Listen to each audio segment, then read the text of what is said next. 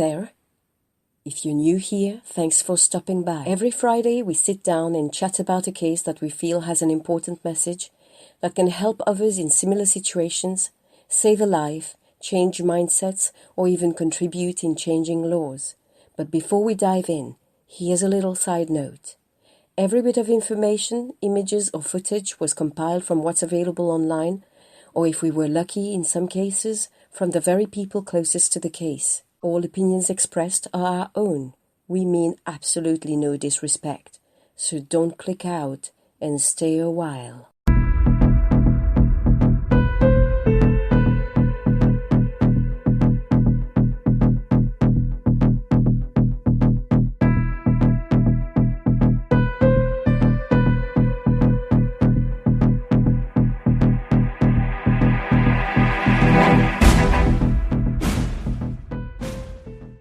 A lot of people still think of stalking as something that just happens to the rich and famous. Some of you may show interest in the subject, but most often than not, people tend to mind their own lives unaffected by the crime that is stalking, and not really giving it a second thought, as it has nothing to do with them, so to speak. However, you'd be possibly surprised to hear that stalking can happen to anyone. Yes, even you. So what is stalking really? It can be defined as a persistent unwanted attention that makes you feel uncomfortable, pestered, harassed, or unsafe. It includes behavior that repeats itself twice or more, directly affecting you by another person's behavior that can make you feel distressed, depressed, and or fearful that harm may come to you. It is particularly hard to cope with as it can go on for a prolonged period of time, filling your daily life with anxiety. There isn't just a physical component to this type of abuse, but also a psychological one.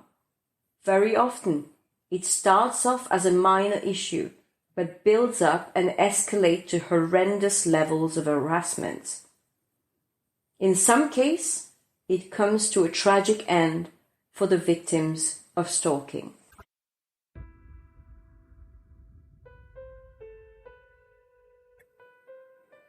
Today we're going to be talking about the stalking and murder case of Shana Grice. The only child of Sharon and Richard, she was a lively young girl. Born in 1997, she grew up in Portslade, a western suburb of the city of Brighton and Hove, East Sussex, in the southeast of England. It all begins with a sweet and simple girl meets boy story, when a then 16-year-old Shana meets 17-year-old Ashley Cook during secondary school. As all good sweetheart story goes, they fell madly in love with each other and soon became inseparable. Ashley went on to become a self-employed carpenter, while Shana was looking for her big break. 2 years into the relationship, the pair started planning their future together, which would start with wedding plans. In the summer of 2015, 18-year-old Shana wanted to prepare herself for her wedding. So she got herself a new job with a reputable firm, Brighton Fire Alarms. She wanted to save money for her wedding. But as promising and exciting as her future seemed, it was at her job that she would encounter a 26-year-old mechanic who worked alongside her. This encounter was the beginning of the end for young Shana. The pair, feeling an instant connection, started a secret 6 months on and off relationship. With her two relationships slightly overlapping, Shana decides to cool things down with Ashley to pursue the new relationship with the mechanic, who's also her colleague. However, she soon realized what a big mistake she had made after noticing some of her new partner's disturbing behavior. She decides to break things off and get back with Ashley. The two resumed their relationship right where they left off, but that relationship seemed to have triggered something deeper in her now ex-lover. As Crystal previously mentioned, When introducing us to Shana, our victim, Michael Lane was a 26-year-old mechanic in 2015 where he met Shana while they both worked at Brighton Fire Alarms. Lane was from Thornhill Rise, Port Slade, near Brighton. For 8 months, Lane terrorized Shana, spying on her through a tracking device on her car, assaulting her, blackmailing her, and even going as far as causing damages to both Shana's and Ashley's cars, leaving a note on Ashley's car saying, "Shana will always cheat on you." After a couple of these incidents, Ashley's parents called the police to report the incident. The officer who met Shana to take the report decided to interview her in front of her boyfriend's parents, which made Shana a bit uncomfortable to relay that she had had a sexual relationship with the man in question, and simply stated it was a work colleague. The officer then approached Lane to discuss the report. It is then that he learned that the two had been in a relationship prior, which led the officer to treat the matter as low risk and advised Lane to stay away from Shana. The Sussex police dealing with the case went on to charge Shana a £90 fine for wasting police time and claimed there was no stalking case happening, just a domestic dispute. A lover's tiff, one might say. Shana had reported him a total of 5 times, but in the end ceased further calls to police for fear they would not believe her or take her case seriously. Amongst the odd behaviour, Shana reported receiving suspicious phone calls from a withheld number where she could only hear breathing, heavy breathing. One of the phone calls was later traced to Lane's phone number. And despite her giving a detailed account of months of persistent, unwanted behaviour, the police decided to close the case following a short investigation, and the perpetrator only given a little talking to. Now let's talk a little bit about the criminal behavior of Lane. A domestic review report concluded that Michael Lane had harassed 12 girls and young women between the years of 2006 and 2016. Lane also used youth movements which appealed to young women and girls, allowing him access to his victims. He had been arrested over claims that he groomed a 14-year-old girl back in 2010. After his arrest on suspicion of grooming the 14-year-old via text messages and Facebook messages, Lane resigned from the Scouts. He was not charged over the 2010 grooming allegations, which was marked on his arrest record, but was not noted when Shana Grice reported him for the harassment that she dealt with. He was told the allegation of grooming a 14-year-old would be in consideration if he tried to rejoin, but when he reapplied in 2015, a temporary glitch in the IT system meant that he was not recognized as a past member and he was able to volunteer once again. There was accounts of him being very controlling in relationships, bombarding women with explicit text messages and pictures of himself, pestering them to sleep with him for money, loitering outside their homes, harassing women that he met at pubs, and sexually harassing others. Police confirmed that several women came forward, but none of the cases resulted in a prosecution, due to a lack of evidence or because the 6-month time period for taking action in a court had expired. But even though we see this pattern of behavior with Mr. Lane, no one took any action to stop him. Therefore, the consequences were a life being taken. The timeline of Shana's murder starts on July 9th, when Lane first used a stolen key from the back door, allowing himself into her home that she shared with 2 friends. She heard a man's footsteps and hid under her sheets, pretending to be asleep. Kinda like you would if you were a kid, hiding under the covers, thinking it's going to be safe, and it would make this big scary monster go away. Surprisingly, it did. Lane watched her sleep for a little while and then walked out of her bedroom. The following day, he bombards her with 7 calls from blocked and private numbers, heavily breathing, not saying one word, but she knew exactly who it was. This is when she reported him to the police. Yet, again, no action was taken towards him.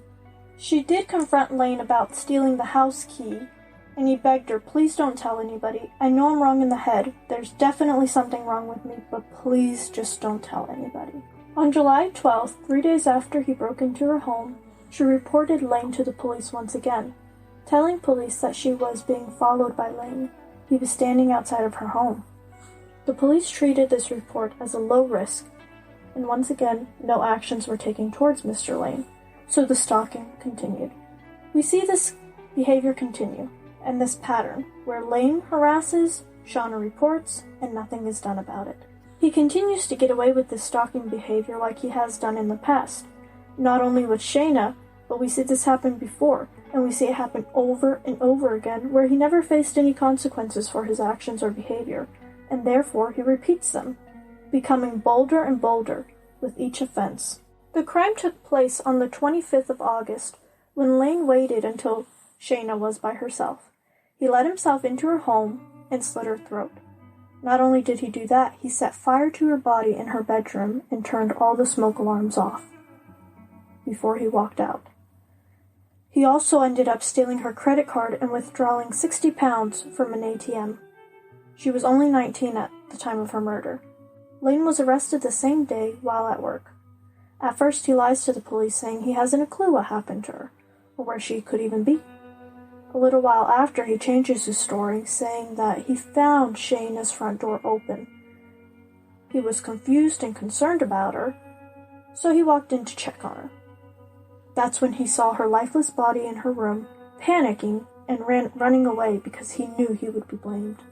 The trial lasted 2 weeks, with the deliberation lasting only 2 hours, before the verdict came back as Lane being found guilty of Shana's murder. Judge Green criticized the Sussex police, saying, "Tragically, when she sought help from the police, she received none." He goes on to say, "There was seemingly no appreciation on the part of those investigating that a young woman in a relationship with a man could at one and the same be vulnerable and at the risk of serious harm." He ends the sentencing of Lane with, "The police jumped to conclusions and Shana was stereotyped." Following the trial, the police watchdog led a 2-year investigation into the way officers from Sussex dealt with Shana's case. As a result, 13 police staff were investigated for misconduct and 1 for gross misconduct. In an article released in April 2019 on the BBC News Online, the subject of stalking and harassment became yet again a hot topic, which in return initiated an investigation in the way stalking probes are conducted. The report has found that stalking and harassment offences were not being properly investigated by police, especially in Sussex. Furthermore, the findings concluded that these types of crimes are more common in Sussex than the national average, with about 9% of crimes in the county being harassment and 2% being stalking versus the 2% and 0.1% respectively on a national level. The reports by Her Majesty's Inspectorate of Constabulary and Fire and Rescue Services said a training program was introduced after Shana's murder to help staff better understand and identify stalking. That was never fully completed, and most investigating officers had not received any training at all. Not enough victims were being referred to specialized support services, the report said, adding that there were also concerns over cases where victims were targeted online. It added that nationally, police forces were not using powers under stalking laws to search perpetrators' homes, so stalking investigations were not as thorough as they could be. So there's a question there about the training that police receive, but also their awareness of what the law actually is or what powers they have under the law. So there's 2 parts to this. There is a certain amount of stalking laws in place that will enable them to conduct the investigation, as in go into somebody's house if they suspect that they are committing such a crime. And I dare say that that would include looking through their computer, because online stalking, you use technology. And unless you physically look at their phone records or their computer history, or you could easily assume, oh no, This guy seems unassuming. He's just like the guy next door. He seems, harmless.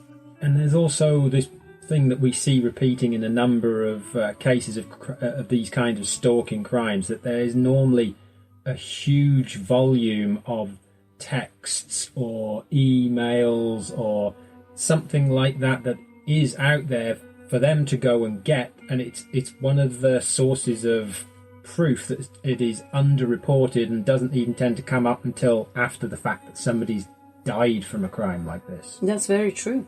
And think about it. If there is a system, and maybe that's one thing that we should appeal to, it becomes apparent that there is a crime of stalking and harassment being perpetrated, they should have something in place that enables them immediately to look into the internet history, the technology that this person is using, may it be mobile phone, tablet, computer, Facebook, whatever, to try and find out the evidence. Okay, this is truly happening, because like you say, most of these perpetrators, it's not like it used to be back in the day. Back in the day, you would think stalking someone who's being stalked, that means the person is just lurking in the shadow on the other side of your street, just being by your side. Now they use all the tools available to them. And one of these tools is, in the internet age, they use technology.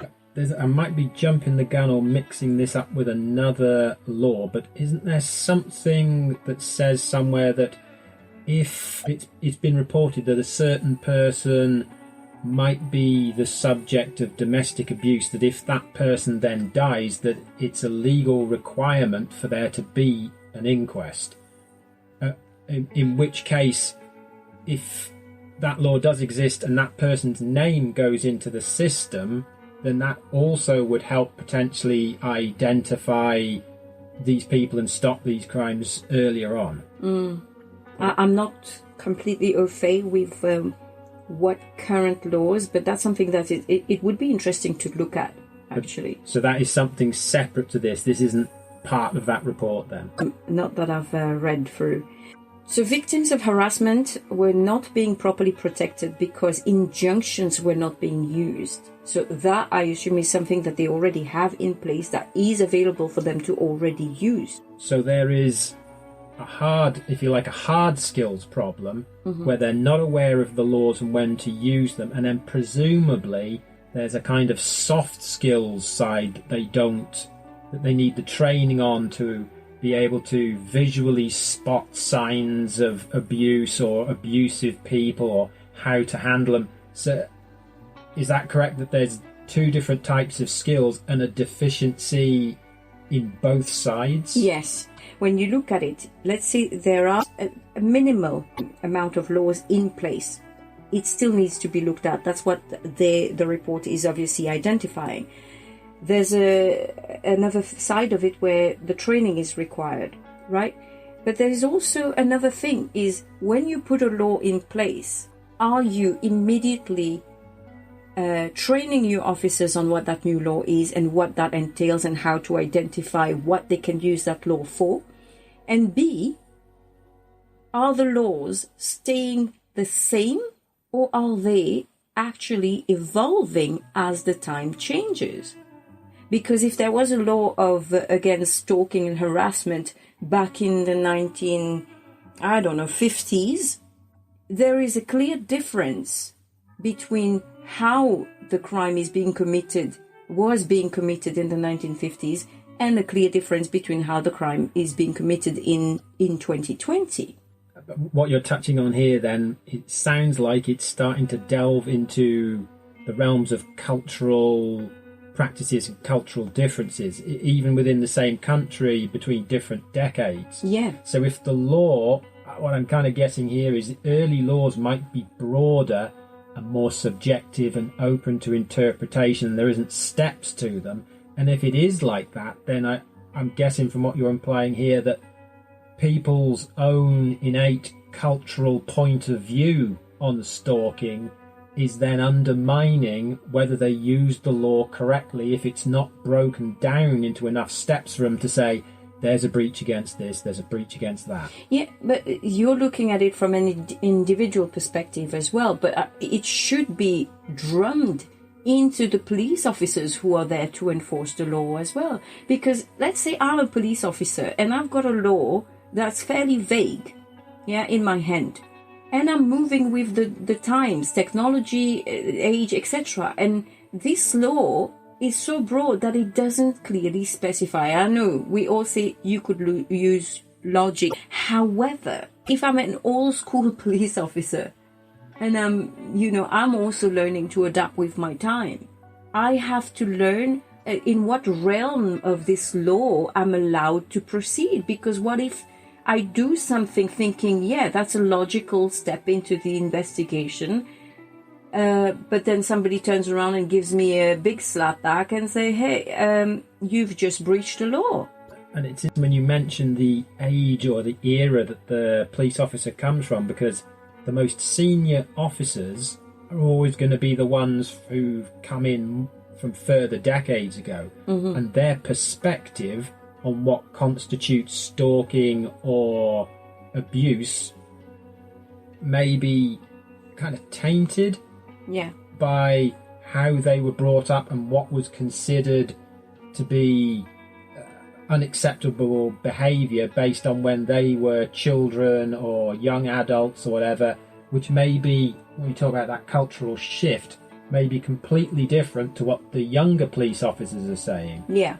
So the report also called on the National Police Chiefs Council to ensure forces around the country make improvements and called for a single definition for stalking to be adopted by the police forces and government departments. Sussex Police and Crime Commissioner Katie Bourne, who commissioned the report, said in 2018 she had been a victim of stalking herself. She hoped it would improve the force's response dramatically and scrutinize how other bodies were handling stalking. That's quite a shocking thing on its own, because if you're saying we want to have a uniform description of what stalking is, that implies that each police force, each station, each different body that's dealing with it is trying to come up with its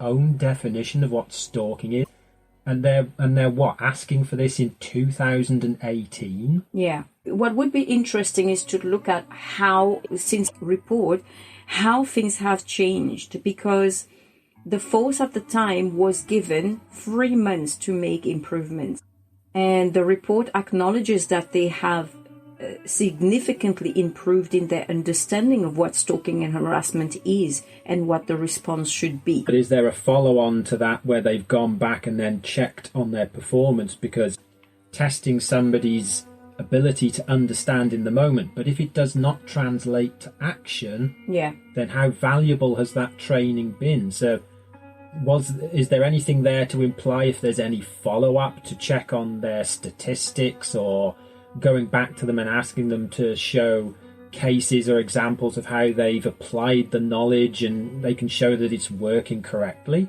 Well, that is my point of what would be interesting to look at, because I haven't found any supporting evidence of a follow-up. Yeah.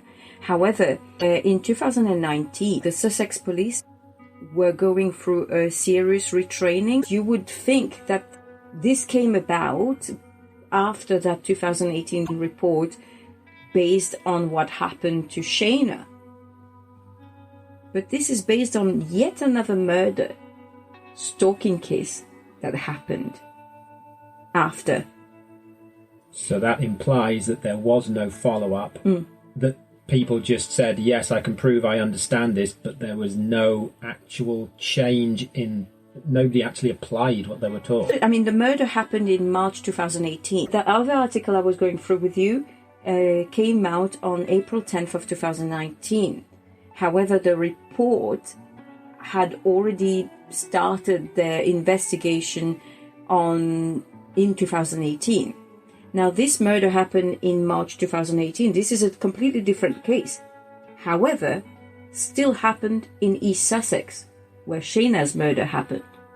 So that is potentially the same, not just the Well, police it would force, be- but maybe the same station or people who were close enough that they received the same training. It's an estranged husband who killed his estranged wife, and shot her. It goes to say now what happened with the training that they supposedly had done. My question is, are we going to keep hearing every time there is a stalking and harassment case and a murder, keep hearing the same story? The police has been retrained. When does it become a natural instinct for them to say, hey, hang on, I've heard this before. This victim is reporting it to the police. I've heard this happen before. I have been trained on this. Let me take this seriously before that victim loses her life. So it's potentially almost like politics, where you have a couple of people to blame it on, almost as like scapegoats, even though they did do something wrong.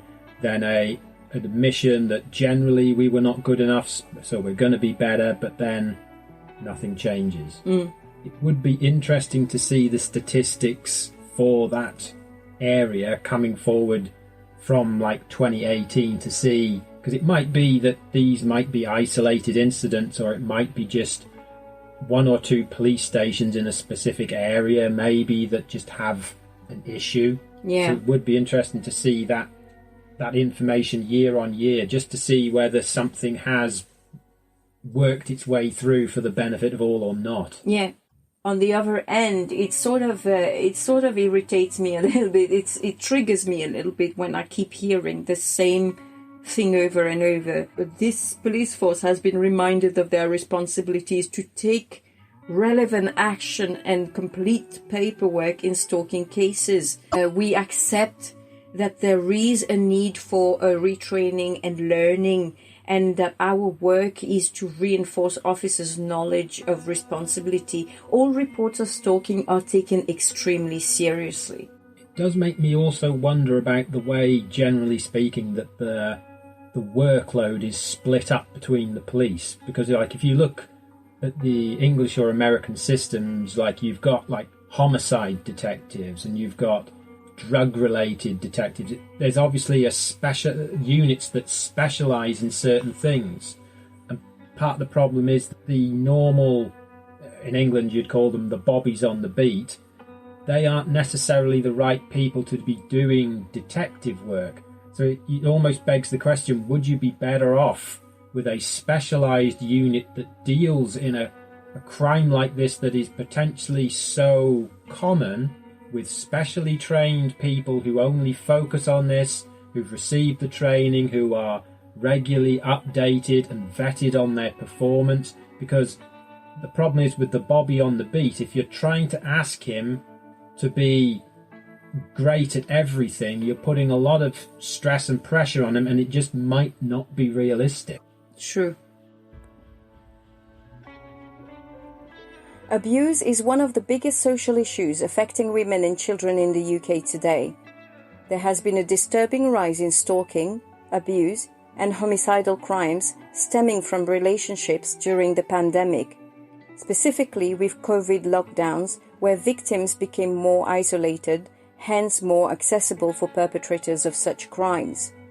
The End Abuse Against Women is a Europe-wide campaign, and during the last major analysis performed in 2014 to assess the scale of the problem across the continent, it was concluded by the Fundamental Rights Agency of the European Union, which oversaw a survey of more than 42,000 women in the EU, that 1 in 3 women had experienced physical, psychological, and sexual abuse since the age of 15. The agency further discusses that the real scale is not reflected in the official data due to underreporting of these crimes. But frighteningly, the picture that emerges from the analysis is that of extensive abuse. The report further showed that 1 of 10 women had been stalked by an ex-partner. The question remains to be asked: why are victims often treated as wrongdoers, shamed, or stigmatized when reporting crimes of stalking and abuse? Ashley Cook, Shana's boyfriend, said to the Mirror in 2017, "She's still the only girl I've ever been with. She wasn't just beautiful, she was kind and would go out of her way to help others." Shana's parents said, "Shana, our only child, paid the police's lack of training and care with her life." So if there is a case that you would like us to discuss, a case you would like us to bring to light, to either help give it a little bit more attention or help you with putting it out there and talk about it, you are welcome to send us a private message on Pretty Criminal on Facebook, or you can also email us on unladylikeinvestigations@gmail.com. If you have stuck around and listened to our podcast to its entirety, we thank you very much. Thank you for sticking with us. And we hope that you'll come back and visit us and give us your support to grow and learn from what we're doing and to hopefully bring a light to many other cases around the world that needs to be talked about. Thank you.